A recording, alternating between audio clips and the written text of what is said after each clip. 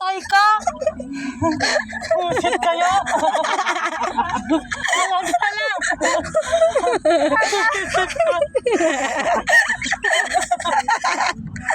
Natawa si Strike! Dami yung alam! Pangala ko ba masakit? Hapon yan! Hapon yun! Yung ba lang sa kasabot din ako? Sabi ko na nga ba eh. Ay, nandiyan pala si Ruth. Ba't gising ba tao? Ang galing namin mag-prank na. Yay! Success! Sabi pa ni Ate Juliet, wala akong pera dito eh. Pagtawa ko kay Sister Ay, sabi niya, ay, nasa kwarto pala. Akala na niya nagtanan ka. Ay, di ako. Ang galing niyo. Tapos be, sabi niya sa akin ngayon, be. Sabi ko pa, tabi ka lang muna sandali. Sabi niya, bakit eh? Sabay lingon siya. Sabi ko, may inaantay. Akala ko kasi naulit. Kay Glory Lynn. Ha? Okay na naman. Be, sabi ko, be, may inaantay ako. Sa'yo yan pa. Sa'yo yan, te. Be, sa'yo yan, be. Ha? Sa'yo yan. Tiring mo. Lakasan mo. What is that? Say thank you to Ninang. Yan. Pa, sa'yo yan pa. Ako na, yung ano na lang, seatbelt. Ah, seatbelt. Uy. Yay! Success, be. Yes! Success. Talaga. Be, Nantok na ako. Jo. Natulog na ako. Sino yung mga kakampi mo? Si Ate She. Sabi ko na eh. Yung dalawa. Sister Ay. Sabado pa lang. Alam mo ka eh. Ano din si Ate She. Sabi niya, pambira kayo. Nilulukod nyo lang pala ate mo. Tapos akin. Inaway ko to nung Sabado. Sabi ko, alam ko tong ganitong galing niya. Hindi siya nag-react. Sabi ko, di mo man lang tinawagan si Papa para lang malaman niya hindi ka sasama. Grabe kayo. Ay, tingnan mo sila. Ang kasabot. Kasabot number 3. Pwede na mag-artista. Wala talagang Ang kasabot number 5. Oo, kasabot din yan. Sabot na? Kasabot ang baby ko? Buka na kay mama. Tapos sabi pa niya, okay, rest well. Kasabi niya ngayon lang? Wow. Galing mo. Sabi ko kasi, ay sabi niya, uy, wala akong pera, sabi niya. Kulang pera ko dito, 1K lang daw. Sabi ko, baliw, di nga ako kasama, send ko na lang kay Ate Juliet. Sabi niya, ngayon na, wala pang to. Sabi niya, oo, chat na lang ako. Kaya pala bigla nagsabi, tulog na ako, sabi ko pa. Sabi niya ka talaga ka, masakit na talaga kahapon pa to. Sabi ni Sister ay sabi niya, akala ko sis na ay nagtanan na si Sister Jocelyn. Tapos sabi niya, bahala kayong dalawa dyan. Ingat, God bless. Buwanong lang siya. Yung pala, alam na ako siguro niya. Ito, mo tayo yung chat ng sister. Sabi niya, huwag kasi makontak sabi ko. Ay, Sabi ni Sister Ay. hindi ko kasama sis. Umalis ng kanina pa. Mag 1 hour na ata. Or kaya mo, ang galing din eh. Kailan niya sinabi sis? Sabi niya kanina, dadaan niya siya daw siya. Pagdating dito, nasa kwarto pala sis.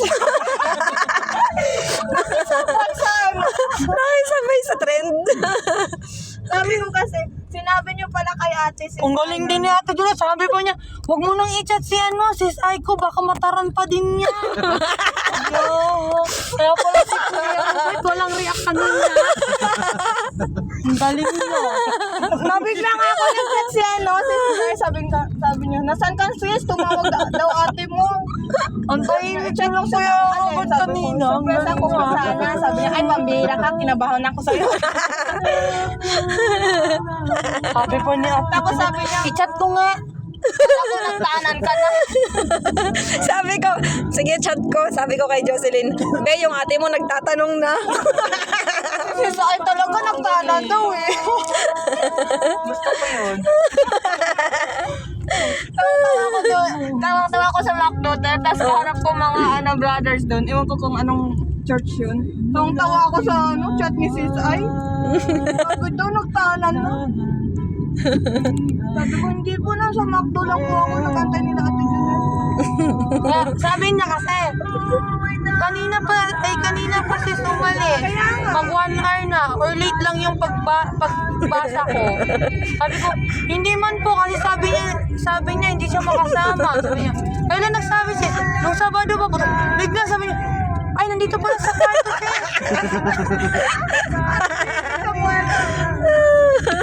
Wala talaga akong ano talaga. Sino na prank? Magtago yan si Sai. Sabihin mo, yung I was prank.